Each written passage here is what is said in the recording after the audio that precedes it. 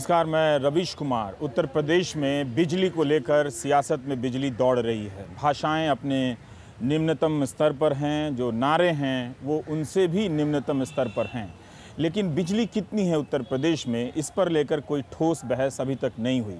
तो हमने इंटरनेट पर जाकर कुछ सर्च किया तो वहाँ से पता चला कि कोई वसुधा फाउंडेशन है जिसकी एक रिपोर्ट है वहाँ पर, जो बताती है कि 31 अगस्त 2013 तक भारत के 5,91,732 गाँवों में से 5,60,552 गाँवों में बिजली पहुंचा दी गई है।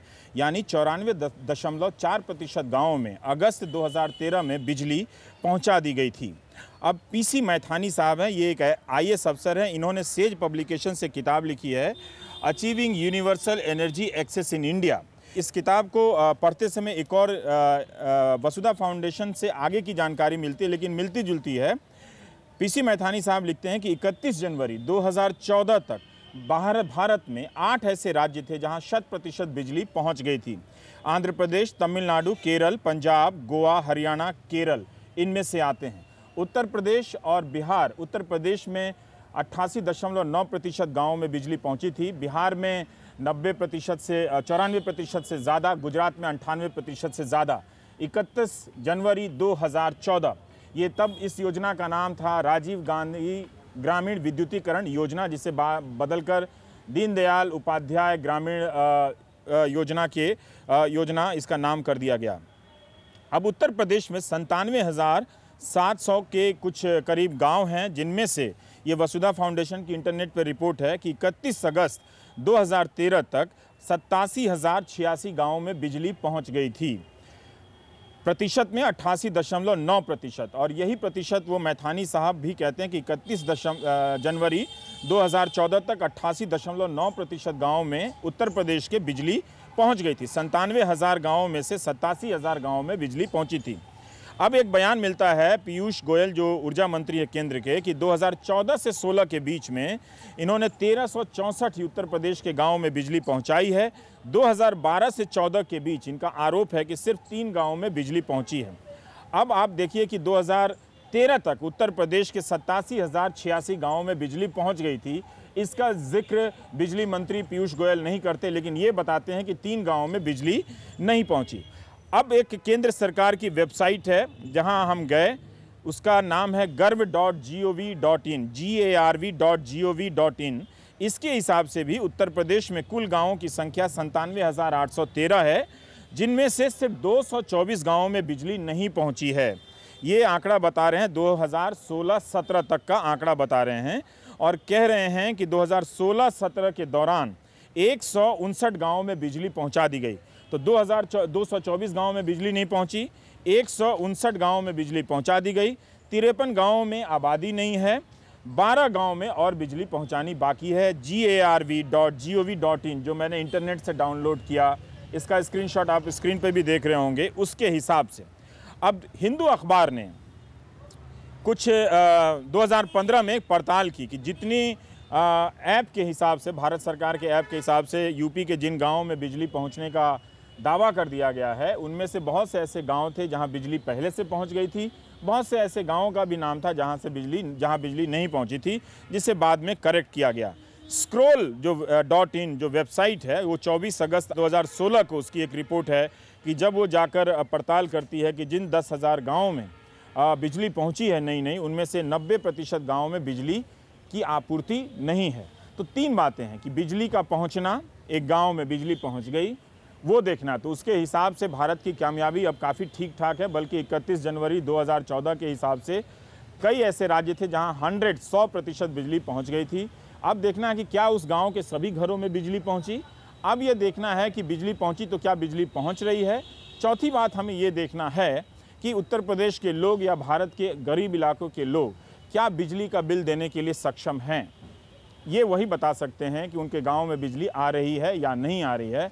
बहरहाल आज उत्तर प्रदेश के मुख्यमंत्री अखिलेश यादव ने अमिताभ बच्चन से कहा है कि जो सदी के महानायक हैं वो गधों का प्रचार ना करें। तो भाषा की शालीनता अखिलेश के भाषण में टूटती है। पहले हम चाहते हैं कि अखिलेश का ये भाषण सुनें, और आप इस बात को ध्यान में रखें कि उत्तर प्रदेश का जो चुनाव है वो अब उसमें मुद्दा समाप्त होते जा रहे हैं और भाषा के स्तर पर जैसे जैसे मतदान के चरण पूरे हो रहे हैं वैसे वैसे हमारे नेता भाषा के स्तर की सीढ़ियाँ नीचे उतरते चले जा रहे हैं। इससे आप मतदाताओं पर क्या असर पड़ता है, यही बेहतर आप बता सकते हैं। टीवी के स्टूडियो में नैतिकता को लेकर इसकी क्या बहस की जाए। आपको पता है नेताओं के भाषण, अब फिर उसका पुराना इतिहास निकाला जाएगा, उन्होंने ये कहा, हमने ये कहा, सब एक दूसरे से के आधार पर अपने गलत को सही ठहराने का प्रयास करेंगे। तो पहले आप अखिलेश यादव का ये बयान सुनिए आज, फिर हम दूसरी बात करेंगे। हम इस सदी के सबसे बड़े महानायक से निवेदन करेंगे कि अब आप गुजरात के गधों का प्रचार मत करिए, और जिन्होंने ऐड देखा होगा वो जानते होंगे। बताओ कहीं गधों का भी प्रचार होता है क्या? अगर गधों का प्रचार होने लगा तो कैसे काम चलेगा? तो बताओ, गुजरात के लोग तो गुजरात के गधों का भी प्रचार करवा रहे हैं और हम पे आरोप लगा रहे हैं कि हमने कब्रिस्तान और केवल उनके लिए काम किया है। राजनीति में आक्रामकता जायज़ है, लेकिन क्या शालीनता बिल्कुल जायज़ नहीं है? गधों का प्रचार से क्या मतलब है, ये सोचना चाहिए और इस पर सख्त बहस होनी चाहिए। उसी तरह से इस बात पर भी सख्त बहस होनी चाहिए कि रमज़ान में बिजली आती है तो दिवाली पर भी बिजली आनी चाहिए। इसका क्या मतलब है? क्या विकास के मुद्दे कम पड़ गए? क्या नोटबंदी के मुद्दे कम पड़ गए? क्या तमाम उपलब्धियां कम पड़ गईं? क्या लाखों लोगों को दी गई नौकरियों की संख्या कम पड़ गई कि बिजली का भी एक तरह से हिंदू और मुसलमान में बंटवारा हो रहा है? तो ये भाषा आप देखिए, कब्रिस्तान, रमज़ान, दिवाली, होली का जिक्र क्यों आ रहा है बार बार प्रधानमंत्री के भाषण में? क्या वो अपना धीरज और संयम खो रहे हैं, जिसके जवाब में अखिलेश यादव ने खोया? तो आप प्रधानमंत्री को भी बोलते देखिए और अखिलेश यादव को तो आपने सुना ही, और इस भाषा को सुनते हुए सोचिए कि इससे आपका क्या भला हो रहा है। भाइयों बहनों, गांव में अगर कब्रिस्तान बनता है तो गांव में स्मशान भी बनना चाहिए। अगर रमजान में बिजली मिलती है तो दिवाली में भी बिजली मिलनी चाहिए। अगर होली पे बिजली मिलती है तो ईद पर भी बिजली मिलनी चाहिए। भेदभाव नहीं होना चाहिए। सरकार का काम है भेदभाव मुक्त शासन चलाने का। किसी के साथ अन्याय नहीं होना चाहिए। धर्म के आधार पर तो बिल्कुल नहीं होना चाहिए, जाति के आधार पर बिल्कुल नहीं होना चाहिए, ऊंच नीच के आधार पर बिल्कुल नहीं होना चाहिए। नेताओं के भाषण में मुद्दे कितने हैं और नारे कितने हैं, इस पर आप चर्चा करते रहिए।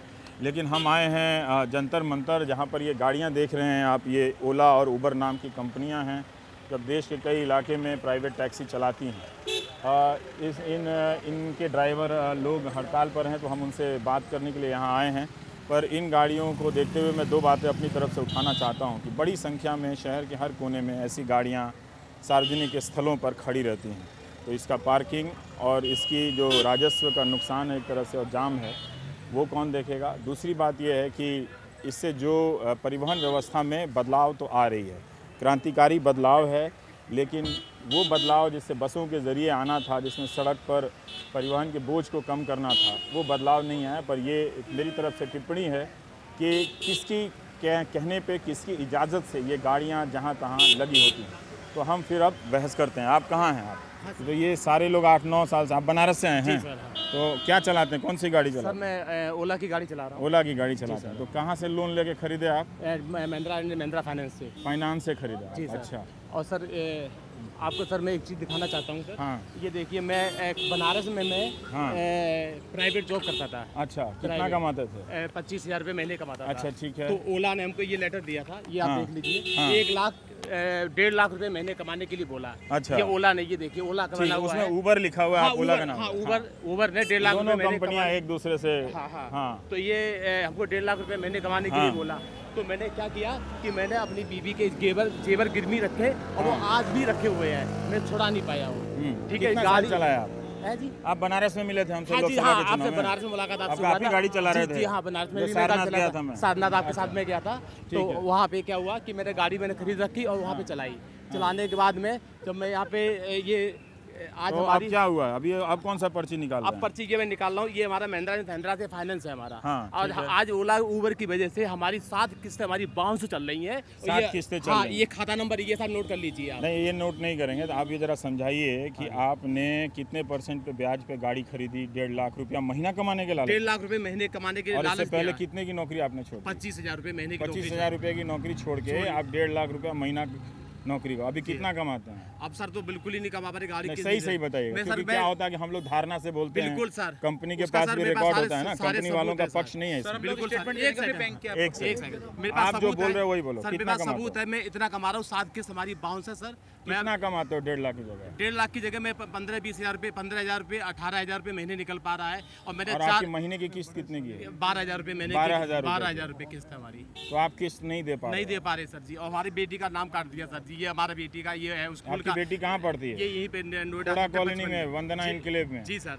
और ये नाम KBS हमारा पब्लिक स्कूल वालों ने नाम काट दिया। नाम काट दिया। उसमें लिख के आया है कि आपने फीस नहीं जमा की, मैं आपकी बेटी का नाम काट रहे हो। किताब नहीं जो डायरी रहती है, हाँ। उसमें लिख के दे दिया है। आज मेरी बेटी घर पे है, आज हमारी स्कूल नहीं गई आज मेरी बेटी। ये देखिए आप। तो ये आप मतलब आप उस लालच में आए कि 1.5 लाख रुपया कमा महीने सकते कमाएंगे। हैं। और ये तो हमारी हुआ क्या? तो क्यों नहीं कमा रहे? पहले तो लोग कमाया होगा, इसलिए- आपने किसी से पूछा होगा ना कि पर्ची या पैम्पलेट देख के आप लोन ले लेंगे। हाँ हाँ, कि ओला और उबर वाले ने हमसे बोला कि आप इतना कमाएंगे। उन्होंने हमको ये कागज दिया और हमको मैसेज भी देती है। आज ही मोबाइल में मैसेज आ रहा है कि आप गाड़ी ओला में अटैच करिए और मैं आपको 1 से 1.5 लाख रुपए महीने कमाने की गारंटी दे रहा हूँ। ये देखिए, इसमें आज भी गारंटी मैसेज लिखा आता है हुआ आप लोगों को? है। हाँ जी, हाँ जी। ये देखिए सर, गारंटी लिखा हुआ ये है? गारंटी लिखा हुआ कहाँ है। लिखा ये हुआ है? गारंटी रोजाना नियमित गारंटी लिखा मिनिमम हुआ है। गारंटी कितना है? 4,500 रुपये। हाँ, 7 ट्रिप पे 4,500 रुपए। एक सेकंड, 4,500 एक गारंटी लिखा हुआ कमा है। लेते हैं आप लोग? सर नहीं सर, नहीं कमा पा रहे सर। 132 रुपए मैंने गाड़ी चलाई उस दिन।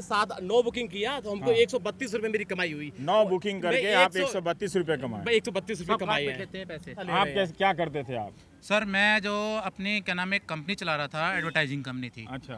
उसमें मेरी पार्टनरशिप में कंपनी थी, तो उसका शेयर काट कूट के मेरे को 40-45 हज़ार रुपये महीना पड़ता था। तो फिर यहाँ से मेरे बाई चांस मेरे पास कमर्शियल लाइसेंस था, तो मेरे पास पता नहीं कहाँ से ओला उबर के पास मेरा रेफरेंस पता चला कि ये बंदे के पास में कमर्शियल लाइसेंस है। आपका मुद्दा जरूरी है कि सेल्फी जरूरी है? तो सर वो मेरे पास मेरा इनको पता नहीं कंपनी को पता चला कि इसके पास कमर्शियल लाइसेंस है बंदे के। और मैं मेरिट से बिलोंग करता हूँ। तो वहाँ पे मैसेज आया कि आप 1.5 लाख रुपए, 1 से 1.5 लाख रुपए महीना कमाएंगे और आप हमारे पार्टनर बनिए। तो आपने क्या किया? मैं सर क्या नाम है इनको उस पर मैंने मालूम करा कि क्या है, तो नीचे लिखा था ओला। मैं गया ओला वालों के कहाँ पे ऑफिस, भाई मैं 50,000 रुपये कमा रहा हूँ, 45,000 रुपये कमा रहा हूँ। मैंने कहा 1.5 लाख रुपये मिलेंगे, इससे बढ़िया कोई बात ही नहीं है।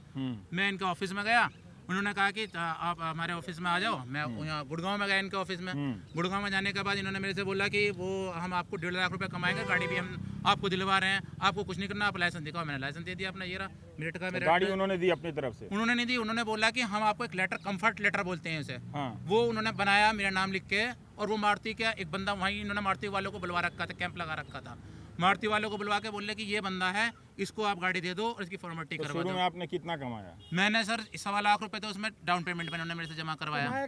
कमाया कितना? तो सर इसमें से जो महीने के जो बचत पड़ रही है गाड़ी किस का 15,000 रुपए, 20,000 रुपए से ज्यादा नहीं आता है। मेरी स्टेटमेंट मेरे पास पड़ी हुई है। मैं आपको पहले आप 40,000 कमाते थे, अब गाड़ी चला के 15,000 कमा। 15 से 20,000 के बीच में। आपको लगा कि आपको झांसा दिया गया 1.5 लाख? हाँ, 1.5 लाख रुपए। मैं सर उसमें लालच में आपने भी किसी को रेफरेंस में गाड़ी खरीदवाया? मैंने रेफरेंस में गाड़ी खरीदवाया। तो उसमें उसका कितना मिला आपको? उसको उन्होंने मेरे को क्या नाम है पैसे नहीं दिए, उसमें अकाउंट में डाल दिए। आज तक कोई पता ही नहीं चला कौन से अकाउंट में डाल दिए। पहले कितना देने की बात थी? किसके? 5,000 रुपए देने की बात थी। 5,000 रुपए देने की। हाँ।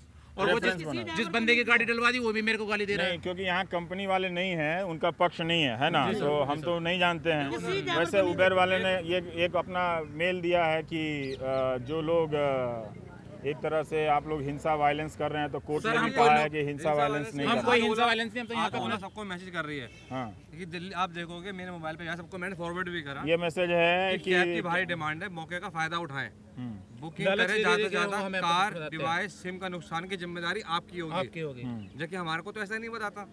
उसके बाद उन्होंने कहा कि डिवाइस के 6,000 रुपए, सिम खोने या टूटने पर 500 रुपए, डिवाइस डैमेज के 2200 रुपए आप ही को भुगतान देना होगा। तो ये सब आपको पहले पता नहीं था? नहीं सर, किसी को पता ही तो नहीं। ये सब आप अपनी आप पहले कितना कमाते थे? सर देखो, मैं भी कस्टम जो जॉब करता था एक्सपोर्ट हाउस में, वहाँ मेरी सैलरी थी 19,000 रुपए। मुझे 1.5 लाख के लालच में अभी गाड़ी मैंने पहले कैब करी, किसी ड्राइवर भाई ने मुझे बताया कि हम 50-60 हज़ार रुपये महीना कमा रहे हैं। मैंने कहा चलो यार हम भी गाड़ी डाल के देखते हैं। हमने भी गाड़ी ली, पता नहीं घर के जेवर वेवर बेच के किसी तरीके से 1.5 लाख रुपए इकट्ठे करके कंपनी के पास भी गए।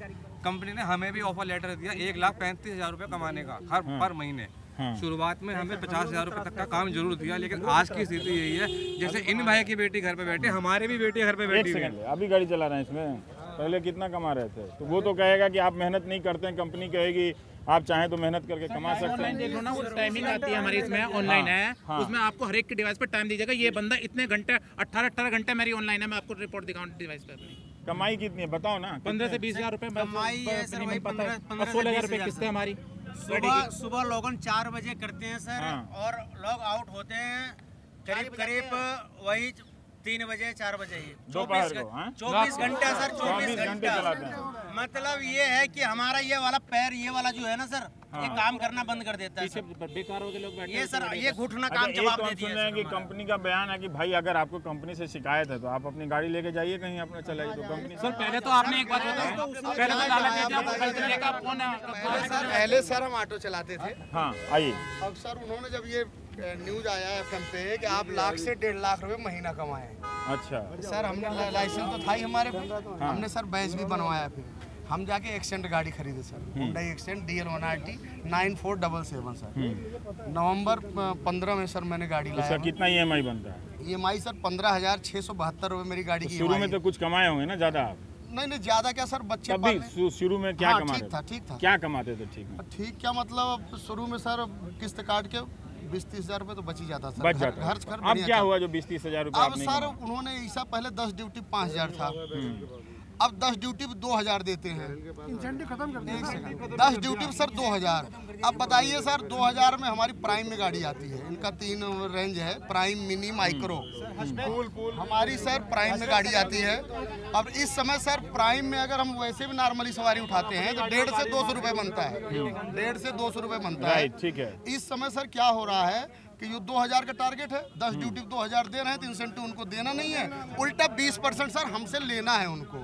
अगर गलती से सवारी ने ये बटन दबा दिया कि नहीं, ड्राइवर ने मना करा है, जबकि हम मना में 500 रुपये सर पेनल्टी और कट जा रही हमारी। ये पहले नहीं था रूल, ये आज ये 2-3 महीने में रूल निकाला उन्होंने कि अगर सवारी ने नहीं जाना है उसको, गलती से उन्हें बुक कर दिया, बाद में वो कैंसिल भी कर रहा है। वो तो कह रहे हैं कि बाकी शहर में तो गाड़ियाँ उनकी चली रही है, ओला उबर की गाड़ियाँ तो चल रही है, वो हम भी देख रहे हैं, है ना? यहाँ भी रही है सर, चल तो यहाँ भी रही है सर, यहाँ भी चल रही है, यहाँ भी रही है, लेकिन क्या करें। परेशान वो लोग भी है, ऐसा नहीं है। पहले हम भी लोग चला ही रहे थे, हाँ हम लोग भी परेशान होने के बाद भी चला रहे थे, मगर अब इतना कम कर दिया है कि गुजारा नहीं हो रहा घर का, तो इसलिए हम लोगों ने बंद किया। जब आपसे मुलाकात हुई थी बनारस में, तब ठीक चल रहा था। अब क्या हुआ कि मैं अब 17 घंटे गाड़ी चलाई। आप देखिए सर, 9:25 में मैंने गाड़ी लॉगिन किया और रात को 11:35 में लास्ट बुकिंग किया है, और 16 बुकिंग मैंने किया तो इसमें फ्रॉड बुकिंग दिखा दी इन्होंने, झंडे बने हुए हैं, ये दिखा दी फर्जी, जबकि भाई ओरिजिनल बुकिंग है। अगर ये ओला कंपनी, आप इस पे आप कंप्लेन बुक कर सकते हैं। अगर ये ओला कंपनी, आपकी ओरिजिनल बुकिंग है, कंपनी ने कहा कि ये फ्रॉड बुकिंग है। एक सेकंड, अगर ये साबित कर दे ओला कंपनी, सर मैं ये हड़ताल समाप्त करवा दूंगा। मैं कह रहा हूँ सर, मनोज कुमार गुप्ता आपसे बोल रहा है, वादा कर रहा हूँ सर कि मैं हड़ताल ये समाप्त कर दूंगा अगर ओला कंपनी ये साबित कर दे ये फ्रॉड बुकिंग है। इस पे इसी पे कागज लेके आया। लोग आता नहीं हो तो बाद में कहेगा कि रिपोर्टर ने सारा गलत बताया। हाँ बिल्कुल सर। वो तो मुझ पे इल्जाम भी लगेगा कि मैंने कंपनी के खिलाफ बहुत सारे गलत बातें बताई और उसका पक्ष, मेरे पास सारे सबूत है सर, सारे सबूत है। अभी मैं साफ कह दूँ कि अभी मैं सिर्फ आप लोगों का पक्ष रख रहा हूँ, ठीक? कंपनी का पक्ष होगा, अगर वो आ जाएंगे तो उनका भी रख लेंगे, आज नहीं कल रख लेंगे। उबर क्या है कि हर 1 घंटे में प्लान चेंज करती है सर। एक शांत हो जाओ, बात कहिए, नारा मत लगाइए। बात अभी नारा हम चले जाएंगे तो लगाइएगा। शुरू में अगर हम एक आप भी गाड़ी चला रहे थे इसमें, आप इससे पहले क्या कर? ओनर हूँ। अच्छा, ओनर है, मतलब क्या, कितनी गाड़ियाँ? एक ही गाड़ी है मेरे पास। एक ही गाड़ी है, तो आपने गाड़ी खरीदी और किसी ड्राइवर को दे दिया? जी। आपका नाम? मेरा नाम है सर जतिन कालरा। यहीं दिल्ली में रहते थे जी। ठीक है, अब अपना संक्षेप में जल्दी बताइएगा। मैं बताता हूँ सर, शुरू में क्या होता था, ये एक सवारी को उठाने का ना, जिसके बाद जिसने ड्यूटी डाली है उसको उठाने के भी इंसेंटिव देते थे, 250 रुपये मिलेगा आपको। धीरे धीरे वो 200 हुआ, फिर 150 हुआ, 100 हुआ, अब बंद हो गया। ठीक है, मतलब किसी सवारी को उठाने का कोई इंसेंटिव नहीं मिलेगा। ठीक है, फिर क्या होता था, इनका एक टारगेट होता था, अगर आपने 3,000 का काम किया है तो आपको 9,000 रुपये मिलेंगे। आज क्या कह रहे हैं, ये ऑपरेटर बेस इन्होंने स्कीम कर रखी है। अगर 500 रुपये का बिल आता है ना, तो ऑपरेटर बिल में आता है आपके 300 रुपये लगभग। तो ये कह रहे हैं अगर आप 3500 रुपये का ऑपरेटर बेस बनाओगे ना, बिल बनाओगे, तो आपको मिलेंगे 7500 रुपये। यानी कि 7500 में से 20% कमीशन काट अभी टीवी पे ना सब लोग इतना हिसाब नहीं समझ पाए, मोटा मोटी बात बताइए ताकि टीवी के दर्शक नहीं समझ। मतलब सर आजकल इंसेंटिव तो कुछ रहा ही नहीं है, नहीं रहा कुछ भी नहीं। उससे क्या लॉस हो गया, महीने में क्या लॉस हुआ उससे? सर ना तो हमारी EMI जा पा रही है, हाँ, ना हमारा क्या कहते हैं गाड़ी का खर्चा, मेंटेनेंस जो होती है ना वो भी नहीं। तो गाड़ी सीज हो जाएगी, कंपनी वाले कर सर लोन चल रहा है, किस्तें बाउंस हो रही हैं सर। अगर आप अकाउंट स्टेटमेंट किसी भी ड्राइवर बाइक उठा के देख लो, इनकी एक ना एक जरूर किस्त बाउंस हुई है, 2-3 टूट सबकी बाउंस। बिल्कुल सर, खर्चा तो हमारे। तो आपके किस्त जो काम पहले 10 घंटे में होता था, आज की डेट में 24 घंटे करके भी नहीं हो रहा है। 24 घंटा गाड़ी चला के भी जो 10 घंटे हम कमाते थे। एक तो आपको 24 घंटा गाड़ी आपको नहीं चलाना चाहिए, दुर्घटना हो सकती जैसे है। 2 ड्राइवर रख के गाड़ी चलवा रहे हैं, हाँ। तो भी वो इनकम नहीं आ पा रही है जो पहले 10 घंटे में आती थी। लोग समझदार हैं, इस तरह के पोल पे, खंभों पे, रेलवे स्टेशन पे बहुत लिखा रहता है कि करोड़पति बने, लखपति बने। क्यों पड़ गया? वो तो एक साजिश थी। पहले बोला इन्होंने हमको सबको प्रॉमिस किया, अब इन्होंने अपनी गाड़ियां निकाल रखी हैं। ओला ने अपनी गाड़ी खरीदी, उबर ने अपनी गाड़ी खरीदी। हम यहाँ पे खड़े हैं, ड्राइवर मतलब कोई कस्टमर है वहाँ से बुक कर रहा है, यहाँ से गाड़ी बुक नहीं होगी, बुक वो 3 किलोमीटर दूर से आएगी गाड़ी ओला वालों की। सबसे पहले ड्यूटी उनको मिल रही है, हमको ड्यूटी नहीं मिल रही। हमारे पास काम ही नहीं है सर, 4-4 घंटे खाली रोड पे धूप में, बताना गर्मियों में कैसे बैठ जाएगा। ड्राइवरों को 4 लाख की गाड़ी और ड्राइवरों को 10-10 लाख की पड़ रही है किस्त दे करके, जो ओला उबर से गाड़ी ले रहे हैं। तो पहले काम उनको देंगे, क्योंकि 500-600 रुपये तो किस्त के अलग से ले रहा है उनसे, प्लस कमीशन ले रहा है। खराब है जो उनसे गाड़ी लेके चला रहे हैं। कितने ड्राइवर लोग हैं आप लोग यहाँ पर? संख्या में कितने लोग हैं? आप लोगों ने अपना यूनियन बनाया जब आप ये लोग समझ, तो कंपनी वालों से तो बातचीत होती होगी ना भाई। कंपनी वाले ही नहीं आ रहे बात करने को। आज हम लोग ड्राइवर को हड़ताल करते हुए आज कितना 13 के 14 दिन हो गए ना, 14 दिन हो गए। 14 दिन में आज हम लोग की स्थिति इस तरीके से हो गई है कि हम लोग एक खाने से मोहताज हो चुके हैं, लेकिन हमारी कोई भी सुनवाई नहीं हो रही है। ना कोई भी सुनवाई से मतलब किसको सुनना चाहिए? ओला कंपनी को सुनना चाहिए या उबर कंपनी को सुनना चाहिए। जब ये कंपनी नहीं सुनेगी तो हम लोगों को केजरीवाल सरकार सपोर्ट करना चाहिए, जो दिल्ली सरकार को हमारे लिए सपोर्ट करना चाहिए। ठीक, तो दिल्ली सरकार ने क्या किया आप लोग? दिल्ली सरकार के कोई भी अधिकारी हमारे साथ आके बात नहीं की है कि भाई आप लोग धरने पे बैठे हो, क्या आपको तकलीफ है, हम आपकी प्रॉब्लम सॉल्व करते हैं। आज तक हमारे पास कोई बंदा आया नहीं है। मैं तो अब ये बताओ, मैं खुद पर्सनली सत्येंद्र जैन जी के ऑफिस गया था, उनका कहना था आप कोर्ट में डालो, लेबर कोर्ट में। मैंने कहा कोर्ट में जो लाखों सख्त टिप्पणी की है कि आप लोग वायलेंस करते हैं, नहीं करना चाहिए। हम बिल्कुल नहीं कोई नहीं कर रहा है, शांतिपूर्वक हमारा धरना है। वो वायलेंस करने वाले वायलेंस करने वाले बंदे हम ड्राइवर भाई जो खाने से मोहताज हो गए इस वक्त, हम वायलेंस नहीं कर रहे। ये काम कौन कर रहा है? हमारी भीड़ में उनके बंदे, उनके बाउंसर तोड़फोड़ कर रहे हैं ताकि हम लोग बदनाम हो। ये बात है। और आप लोगों के पास रिकॉर्ड है कि आप सुबह 9 बजे से लेकर रात के 11 बजे तक गाड़ी चला रहे हैं। पहले आप 40,000 कमाते थे, अब आप 20,000 कमा रहे हैं। ठीक, आपका कहना है कि गाड़ियों की संख्या बढ़ गई, या तो आपके जैसे प्राइवेट ड्राइवर आ गए हैं या कंपनी ने अपने गाड़ियों की संख्या बढ़ा ली, अपनी गाड़ियों की संख्या बढ़ा, जिससे कमाई कम हो गई, इंसेंटिव खत्म हो गया। इंसेंटिव जरूर कम हुआ है, लेकिन इनका कमीशन कम नहीं हुआ। ये 20%, 25% कमीशन ले रहे हैं, वो ले रहे हैं। 25% हो गया कमीशन, मतलब हर सवारी में जैसे आपको हमको 400 रुपए का बिल बना एक सवारी से, उनमें से ना 20% तो इनको देना पड़ेगा।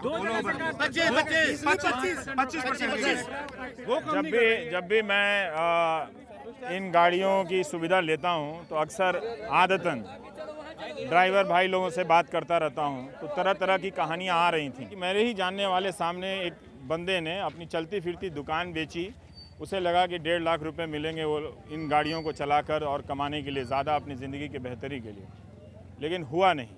तो ऐसे कई छोटे छोटे अनुभवों से हम गुजरते हुए समझ पा रहे थे कि एक संकट है यहाँ पर। ये बात बहुत स्पष्ट है कि कंपनी का कोई पक्ष नहीं है, लेकिन ये सीमा नहीं होनी चाहिए हमारी रिपोर्टिंग की। आम तौर पर कंपनियां पीछे हट जाती हैं कि जब उनका पक्ष नहीं होगा तो आप कैसे रखेंगे, बाद में लीगल नोटिस आ जाता है कि आपने हमारा वो किया है। पर ये सारे लोग जिनको कमाई का वादा किया गया था, जिनकी कमाई नहीं हो रही थी, ऐसी क्या बात है कि 14 दिनों तक इन्हें हड़ताल पर बैठने की नौबत आती है, और क्या समस्या है जिसका समाधान नहीं हो सकता? क्या इतने सारे लोग खड़े होकर झूठ बोल रहे हैं, गलत बोल रहे हैं? ये तो अभी भी कह रहे हैं कि वापस उसी कंपनी में जाकर गाड़ी चलाना चाहते हैं, लेकिन अपनी कमाई बेहतर करना चाहते हैं। अभी अपनी किस्तें नहीं दे पा रहे हैं। तो इतने सारे लोगों ने जो अलग अलग धंधों से छोड़ कर आए हैं, बल्कि किसी समाजशास्त्री को इस बात का अध्ययन करना चाहिए कि ओला उबर की गाड़ियों में किस किस पेशे से लोग किन किन उम्मीदों के सहारे आए और अब उनकी ज़िंदगी में क्या हो रहा है। ये हमारे समय का, हमारी दिल्ली शहर का एक सबसे बड़ा सामाजिक दस्तावेज़ है जो सफ़ेद गाड़ियों में दिन रात हमारी नज़रों से गुजर रहा है और हम भी उसका इस्तेमाल कर रहे हैं। तो ये देखना चाहिए। वैसे भी आजकल की समाज ऐसा हो गया है कि एक की तकलीफ़ से दूसरे की सहानुभूति नहीं होती है। हर कोई अकेला महसूस कर रहा है, हर कोई अपनी अपनी लड़ाई लड़ने में लगा हुआ है। ये जंतर मंतर पर आ गए हैं तो यहाँ बड़ा ख़तरनाक मामला है। भारत के तमाम तरह के त्रस्त लोग अब हमें खींचने लगे हैं कि यहाँ आओ, यहाँ आओ। तो बड़ा मुश्किल है कि हम कहाँ कहाँ जाएंगे, तो बहुत मुश्किल है। वहाँ कौन लोग हैं जो बुला रहे हैं? अच्छा, वही लोग हैं। अच्छा, ये क्या है भाई? अच्छा, मेरा इंतज़ार था। अभी ऐसा है कि एक ब्रेक लेते हैं, ब्रेक के बाद फिर आते हैं।